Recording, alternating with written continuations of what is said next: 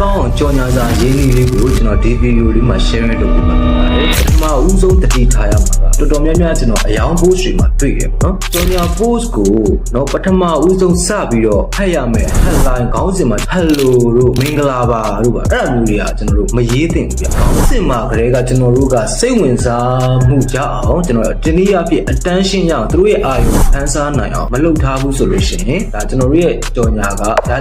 တဲ့တော့မရဘူးဖြစ်ပါလိမ့်မယ်နော်ဒီအဲ့ဒီခေါင်းစဉ်မှာကျွန်တော်တို့ကဘယ်လိုမျိုးရေးရမှာလဲဆိုရင်သူတို့ရဲ့ brain ကိုကျွန်တော်ထိအောင်အထိအောင်ရေးတဲ့ဒီလန်ကတစ်ခုပေါ့ okay ခေါင်းစဉ်ပြီးပြီဆိုလို့ရှိရင်ခေါင်းစဉ်အောက်မှာကျွန်တော်တို့ဘာထပ်ပြီးတော့ရေးရမှာဆိုတော့ customer တွေစိတ်ဝင်စားမှုရှိအောင်သူတို့ရဲ့အခက်အခဲတွေကိုကျွန်တော်တို့ကမြင်သာအောင်ရေးပြရပြီးပြီဆိုရင်နောက်တစ်ချက်ကကြတော့သူတို့ရဲ့အခက်အခဲတွေကိုကျွန်တော်တို့ရဲ့ product ကဖြည့်ရှင်းပေးနိုင်ပါတယ်ဆိုတဲ့အကြောင်းကိုအမှတ်ချက်အပြည့်အဝနဲ့ကျွန်တော်တို့ကရေးပေးရမှာဖြစ်ပါတယ်ကျွန်တော်သင်တန်းမှာဆိုရင်ကျွန်တော်ကသင်တန်းတက်လို့တကယ်တက်သွားဘူးဆိုရင်ကျွန်တော်သင်တန်းကြီး 100% ပြန်ပြီးတော့ထုတ်ယူလို့ရပါတယ်ဆိုပြီးကျွန်တော်ကကြုံတာဖြစ်ပါတယ်အဲဆိုရင်ပထမဦးဆုံးက